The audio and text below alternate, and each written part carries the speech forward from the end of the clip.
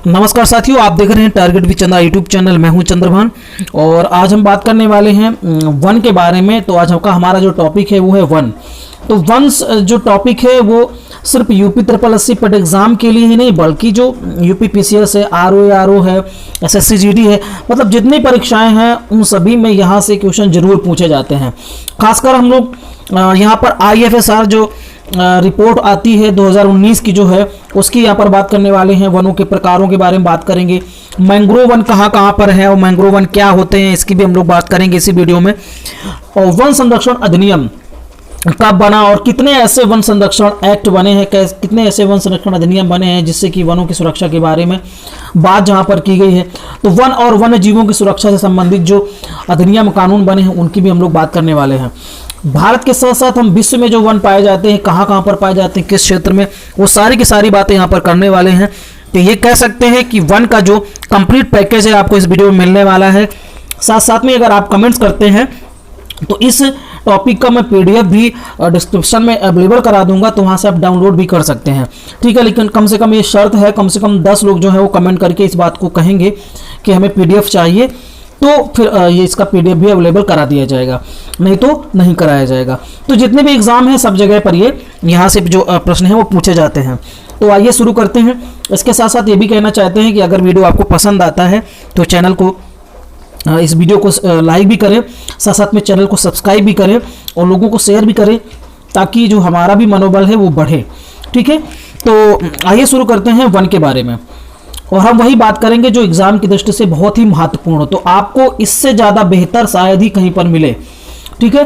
तो वन एक संवैधानिक प्रावधान वन के बारे में कब किया गया और कहाँ पर किया गया उसकी हम लोग बात कर लेते हैं। देखिए, पर्यावरण का संरक्षण, संवर्धन और वन्य एवं वन्य जीवों की रक्षा की बात जो है हमारे संविधान में कहां पर की गई है, तो संविधान में राज्य के नीति निर्देशक तत्वों पर की गई है। और किस अनुच्छेद में? अनुच्छेद 48 के क में। तो याद रखिए, ये बहुत बार पूछा गया है क्वेश्चन, मोस्ट इंपॉर्टेंट है ये।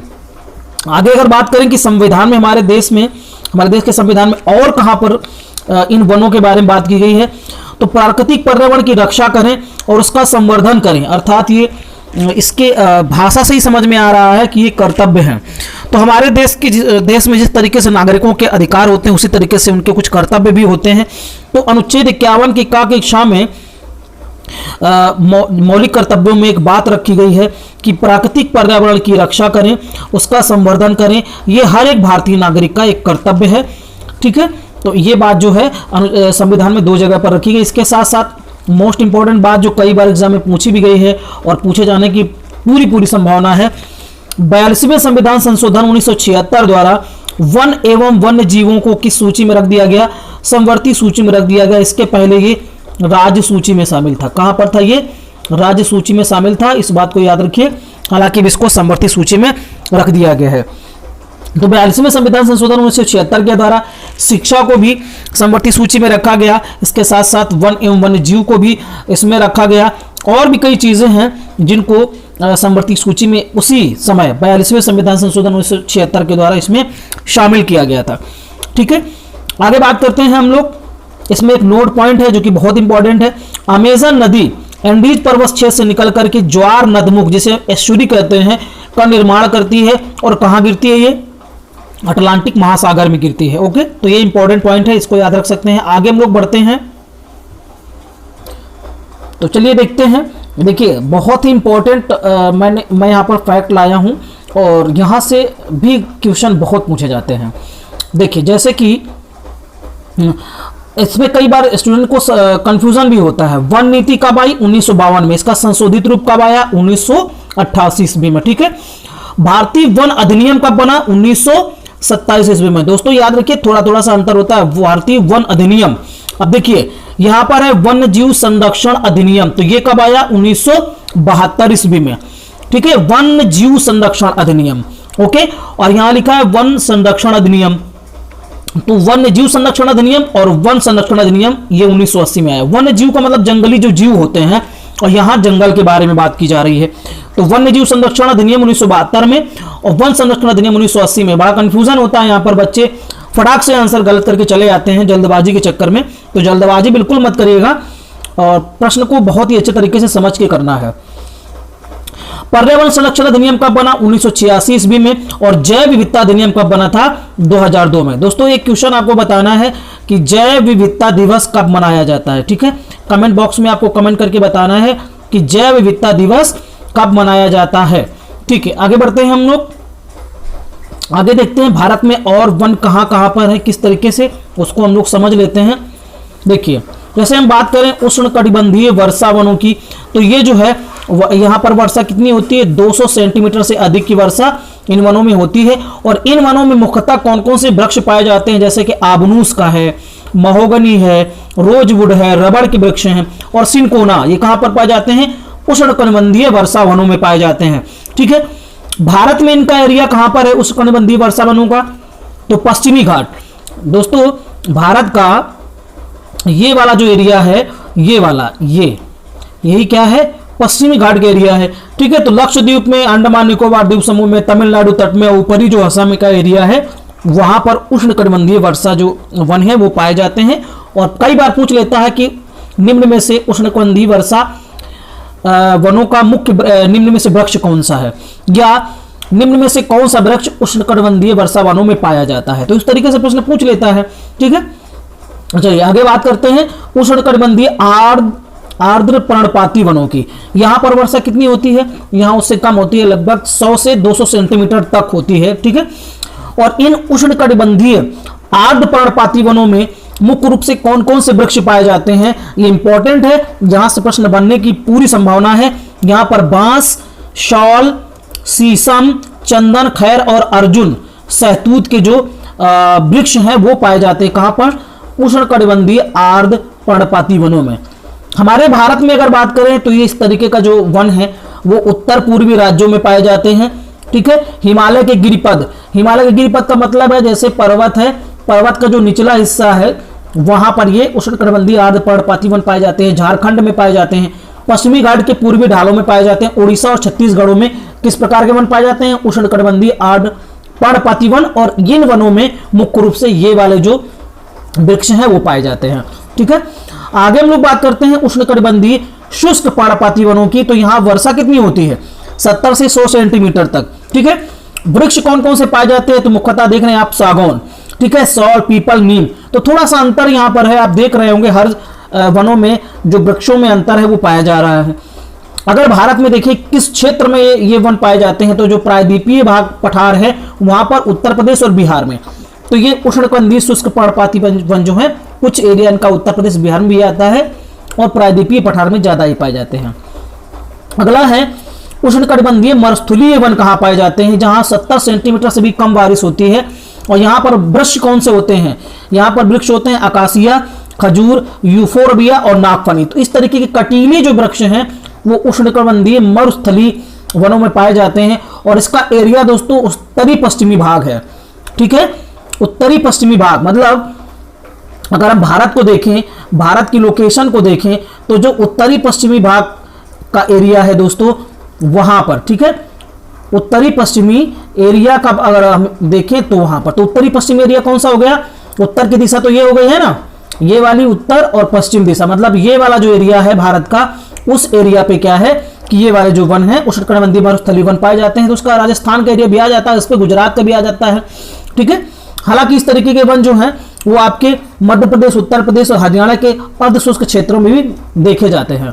तो ये भारत में कितने प्रकार के वन पाए जाते हैं और इन वनों में कौन कौन से मुख्य रूप से वृक्ष होते हैं और उसका एरिया क्या है वो यहाँ पर हम लोगों ने जाना, ओके। और इन वनों में वार्षिक वर्षा कैसे होती है।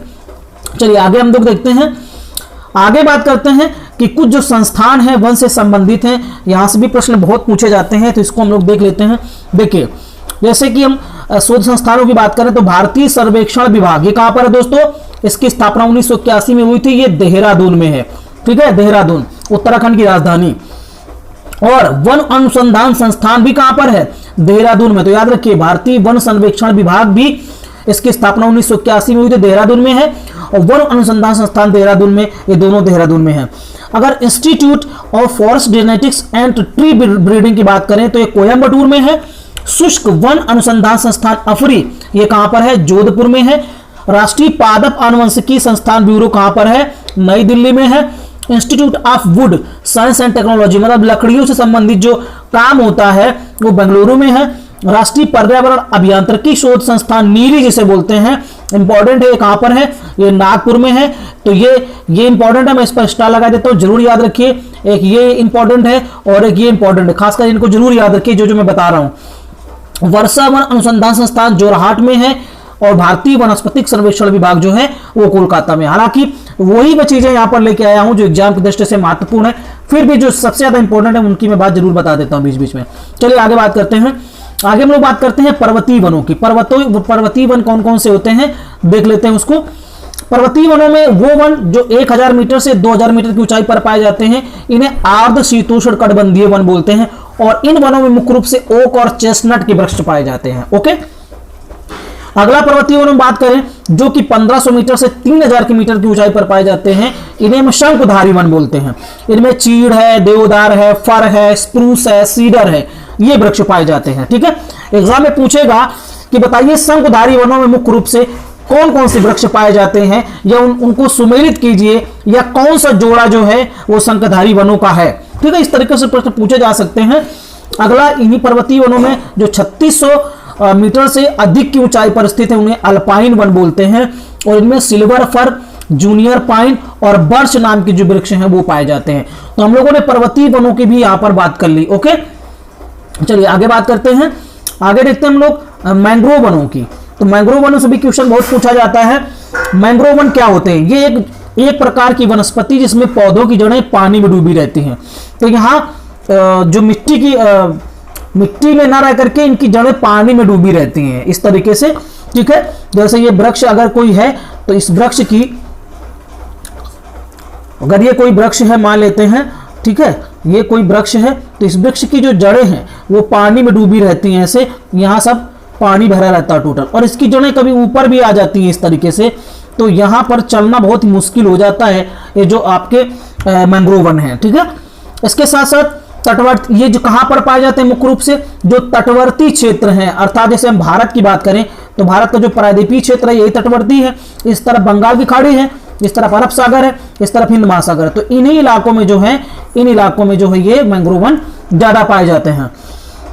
सबसे ज्यादा कहां पाए जाते हैं तो गंगा और ब्रह्मपुत्र का जो डेल्टा है यहां सबसे ज्यादा जो है वो मैंग्रोव वन पाए जाते हैं। अगर आपसे पूछ ले कि भारत में किस राज्य में सबसे ज्यादा मैंग्रोव वन है, तो दोस्तों जो वेस्ट बंगाल है यहां पर सबसे ज्यादा है। सेकंड नंबर की बात करेंगे तो आपका तो गुजरात, फिर थर्ड नंबर की बात करेंगे तो आंध्र प्रदेश। ठीक है, ठीक है, उसके बाद फिर तमिलनाडु, केरल, गोवा, ये सारे आएंगे। तो गंगा, दुनिया का जो सबसे बड़ा जो डेल्टा गंगा ब्रह्मपुत्र नदी का डेल्टा है, जहां पर सुंदरी वृक्ष, कौन सा वृक्ष? सुंदरी वृक्ष, और इसीलिए गंगा और ब्रह्मपुत्र के डेल्टा को सुंदरवन का डेल्टा भी बोलते हैं, जहां पर बंगाल टाइगर पाया जाता है।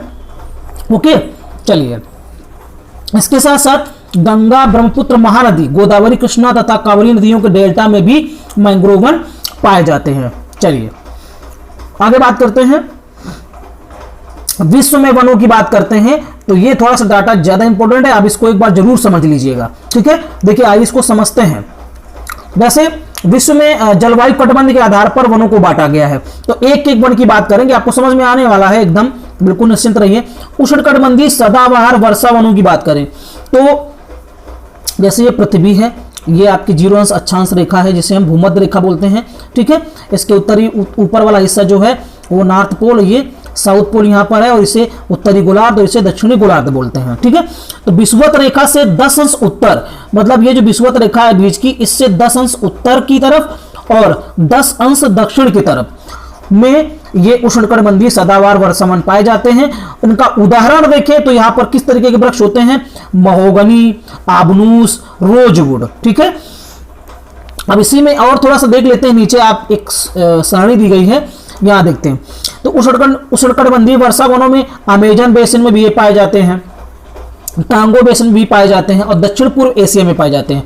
अब बात यह है कि बेसिन क्या होता है? बेसिन का मतलब होता है नदियों का थाला। ठीक है, तो अमेजन नदी का जो बेसिन है, बेसिन का मतलब आसपास जो नदी है उसके आसपास के एरिया जो है जहां पर नदी का जो आकार है, क्षेत्रफल है, वो ज्यादा हो जाता है। तो उन एरिया में जो जंगल है, और ये एरिया जो अमेजन बेसिन का आता है वो ब्राजील है, बोलिविया है, पेरू है, इक्वाडोर है, कोलंबिया, वेनेजुएला, गुयाना, सूरिनाम। इन सभी देशों में जो है चूंकि अमेजन बेसिन इसी को बोलते हैं, अमेजन बेसिन में सभी शामिल है, यहां पर भी आपके उष्णकटिबंधीय वर्षा वन पाए जाते हैं।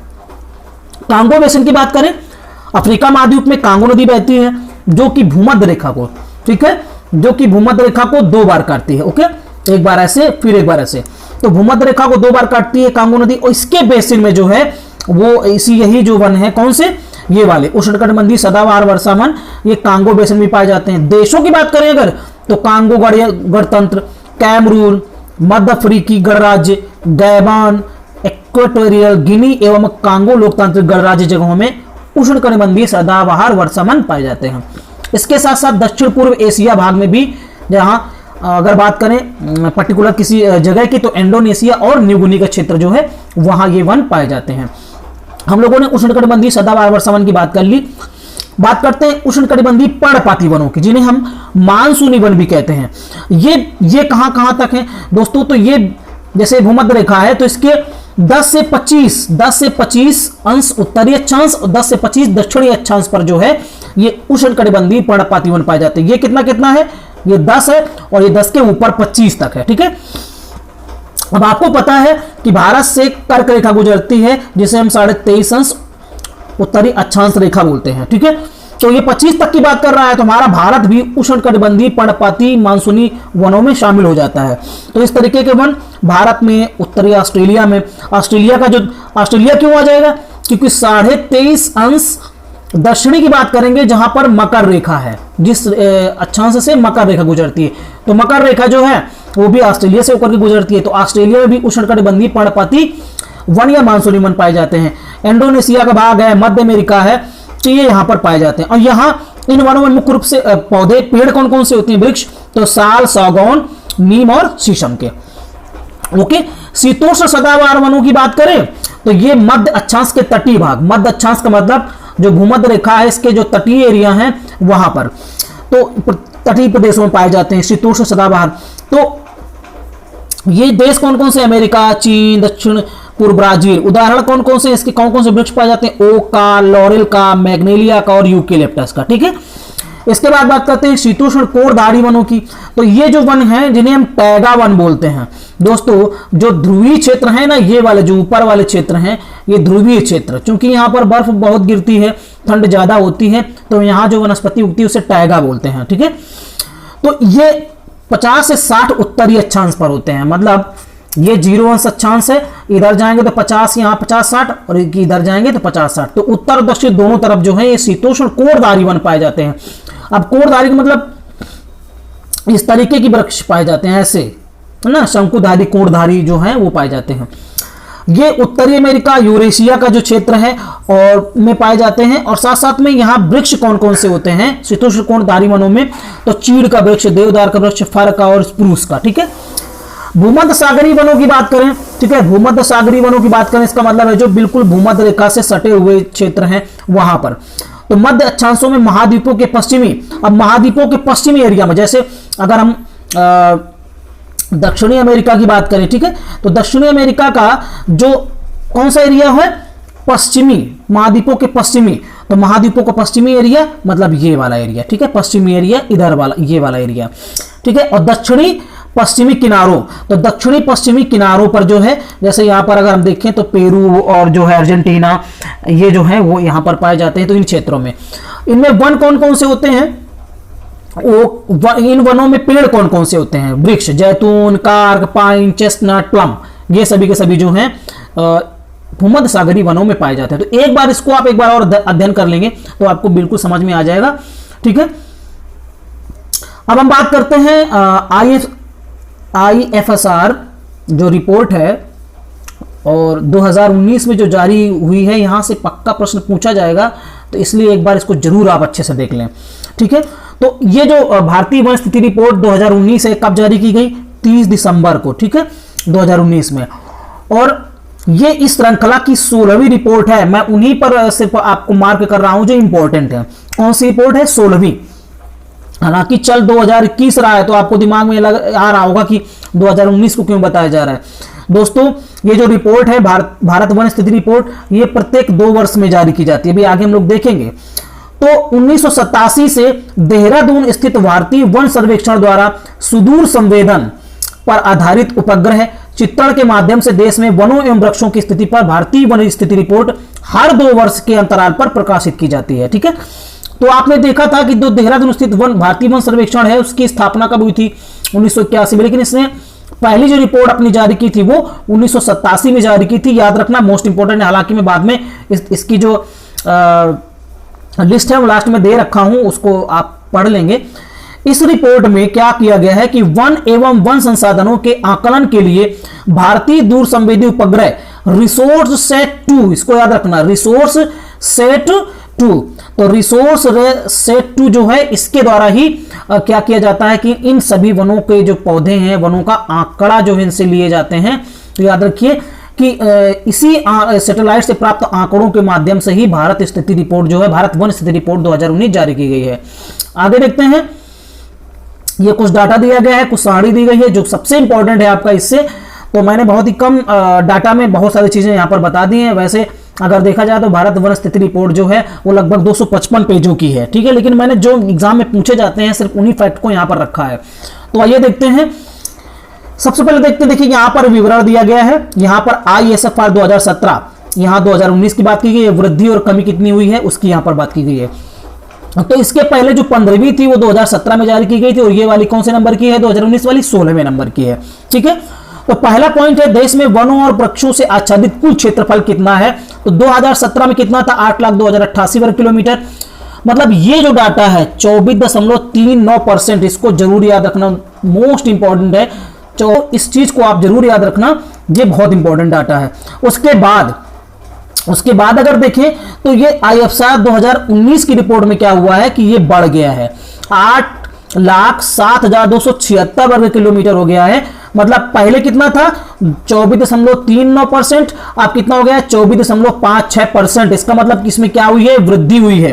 तो एग्जाम में पूछ लेता है कि देश में वनों और वृक्षों से आच्छादित कुल क्षेत्रफल में कितनी वृद्धि हुई है, या ISFR रिपोर्ट 2009 में कितना परसेंट की वृद्धि हुई है? तो 24.56%। और इसका मतलब क्या है कि 2017 की तुलना में यहां पर इतनी बढ़ोतरी हुई है। तो कई बार आपसे ये पूछ सकता कितनी हुई है, तो इसमें से इसको आप घटा करके आंसर दे सकते हैं। ओके, आगे देखते हैं दूसरा नंबर, भौगोलिक क्षेत्रों में वनों का हिस्सा कितना है? तो 2017 में कितना था? 7,08,273 वर्ग किलोमीटर, अर्थात 21.54% था। याद रखिए, डाटा मोस्ट इंपोर्टेंट है, पिछली बार पूछा भी गया था। और 2019 में कितना हो गया? 7,12,249, मतलब कुछ यहां पर बढ़ा, 3,000 के करीब बढ़ा, अर्थात 21.54% की जगह पर 21.67% हो गया, अर्थात यहां पर वृद्धि देखने को मिली है। तो पूछ लेता है कि ISFR 2017 की रिपोर्ट के हिसाब से ISFR 2019 की रिपोर्ट में भौगोलिक क्षेत्रों में वनों का कितना प्रतिशत हिस्सा जो है वो बढ़ा है, वृद्धि हुई है या कमी हुई है? तो वृद्धि हुई है, 21.67% जो है ये आपका 2019 की रिपोर्ट बताती है। आगे देखते हैं, वृक्षों से आच्छादित क्षेत्रफल कितना? 93,815 वर्ग किलोमीटर, और ये कितना है? 2.85%। यहाँ कितना है? 95,027 वर्ग किलोमीटर, 2.89%। तो यहाँ 8.5 था, यहाँ 8.9 हो गया, मतलब 4% की जो है वो बढ़ोतरी हो गई 2019 की रिपोर्ट में। वनों से आच्छादित क्षेत्रफल में वृद्धि की अगर बात करें तो 6,778 वर्ग किलोमीटर 2017 की रिपोर्ट में था। ठीक है, और ये 2019 की रिपोर्ट में क्या हुआ? घट गया, 3,976 वर्ग किलोमीटर रह गया। मतलब टोटल जो वन है उसका मात्र कितनी वृद्धि हुई है? 0.56%। यहां वृद्धि की बात की जा रही है दोस्तों, इसको समझना। 2017 की रिपोर्ट में इतनी वृद्धि हुई थी, जबकि 2019 की रिपोर्ट में इतनी वृद्धि हुई है, तो यहां कमी मत कर लेना। ठीक है, वृद्धि हुई है लेकिन पहले की अपेक्षा कम हुई है। ठीक है, बल्कि वृद्धि जरूर हुई है। पहले 2017 में 6,778 वर्ग किलोमीटर की वृद्धि हुई थी, अब कितनी हुई है? 3,976 वर्ग किलोमीटर, लेकिन वृद्धि हुई है, कम हुई है। इस बात को जरूर आप समझ लेना, क्योंकि यहां पर कई बार गलतियां हो जाती हैं। वृक्षों से आच्छादित क्षेत्रफल में वृद्धि की बात करें तो यह था 1243 वर्ग किलोमीटर 2017 में, और 1212 वर्ग किलोमीटर रह गया सिर्फ कितने? 2019 की रिपोर्ट में। मतलब यहां पर बढ़ोतरी जो है वो कम हो गई है, 1.29% बढ़ा है। ठीक है, तो यहां वृद्धि में कमी देखने को मिल रही है। ठीक है, वृद्धि तो हो रही है लेकिन कम हो रही है, अर्थात वृद्धि में कमी हो रही है। अगला देखें, छठवां नंबर, वनावरण और वृक्षावरण क्षेत्रफल में कुल वृद्धि कितनी हुई। तो यहां देख रहे हो आप 8021 वर्ग किलोमीटर, मतलब 1% की यहां पर वृद्धि हुई थी, जबकि यहां क्या हुआ, कम हो गई, 5188 वर्ग किलोमीटर की वृद्धि ही हुई है वनावरण और वृक्षावरण के क्षेत्रफल में। ठीक है, तो इसमें वृद्धि में कमी इसमें भी देखने को मिल रही है। इस भौगोलिक क्षेत्रफल में वनों और वृक्षावरण का हिस्सा, भौगोलिक क्षेत्रफल में वनों और वृक्षावरण का हिस्सा कितना था 2017 की रिपोर्ट में 24.39% और 2019 की रिपोर्ट में कितना है 24.56%। ये डाटा भी मोस्ट इंपॉर्टेंट है, इसलिए इसको आप जरूर एक बार देख लीजिएगा। ओके, आगे हम लोग देखते हैं और कुछ इंपॉर्टेंट बातें हैं। सर्वाधिक वनावरण प्रतिशत वाले राज्य, अर्थात सबसे ज्यादा वनावरण कहां पर हुआ प्रतिशत में, तो प्रतिशतता में देखें तो मिजोरम में सबसे ज्यादा हुआ है, सेकंड नंबर पर अरुणाचल प्रदेश, थर्ड पे मेघालय, चौथे पे मणिपुर और पांचवें पे नागालैंड। ये आपका डाटा दिया गया है, तो डाटा भी आप याद रख सकते हैं। ओके, आगे हम लोग देखते हैं कि सर्वाधिक वन क्षेत्र वाले राज्य, अर्थात जहां पर सर्वाधिक वन पाए जाते हैं, तो मध्य प्रदेश जो है वो फर्स्ट नंबर पे है, 7000 यहां पर देखते हैं तो 77,482 वर्ग किलोमीटर जो है उस ये क्षेत्र है। सेकंड नंबर पे अरुणाचल प्रदेश, थर्ड पे छत्तीसगढ़, फोर्थ पे उड़ीसा, फाइव पे महाराष्ट्र। इतना कम से कम आप याद रख सकते हैं कि मध्य प्रदेश जो है यहां पर सर्वाधिक वन पाए जाते हैं। सेकंड नंबर पे कहां पर, अरुणाचल प्रदेश में। कम से कम इतना जरूर आप याद रखिए। हालांकि मैंने 5 राज्यों का डाटा जो है वो दिया हुआ है। आगे हम लोग देखते हैं कि वन क्षेत्रफल में वृद्धि वाले शीर्ष राज्य। ठीक है, तो अब ये बात ये हो रहा है कि 2019 की रिपोर्ट के अकॉर्डिंग वन क्षेत्रफल में वृद्धि सबसे ज्यादा किस राज्य में हुई है। हालांकि सबसे ज्यादा वन जो है वो तो मध्य प्रदेश में है, लेकिन 2017 के हिसाब से 2019 में देखा जाएगा तो वन क्षेत्रफल में वृद्धि सबसे ज्यादा किस राज्य में हुई है, कर्नाटक में। मोस्ट इंपॉर्टेंट है, इसको आप जरूर याद रख लेना। ठीक है, कर्नाटक राज्य में सबसे ज्यादा वृद्धि हुई है, 1025 वर्ग किलोमीटर की वृद्धि हुई है 2017 की रिपोर्ट के अकॉर्डिंग। दूसरे नंबर पर आंध्र प्रदेश है, फिर तीसरे नंबर पर केरल, चौथे पे जम्मू कश्मीर, पांचवें पे हिमाचल प्रदेश है। तो ये वन क्षेत्रफल में वृद्धि वाले शीर्ष 5 राज्यों की बात हम लोगों ने यहां पर की है। तो मोस्ट इंपॉर्टेंट जो डाटा था उसकी हमने यहां पर बात कर ली। और लास्ट में वही बात दोस्तों कि target with Chandra YouTube channel को आप सब्सक्राइब जरूर कर लेना। ठीक है, तो वीडियो को यहीं पर समाप्त करते हैं। वीडियो देखने के लिए आपका तहे दिल से आभार। Thank you.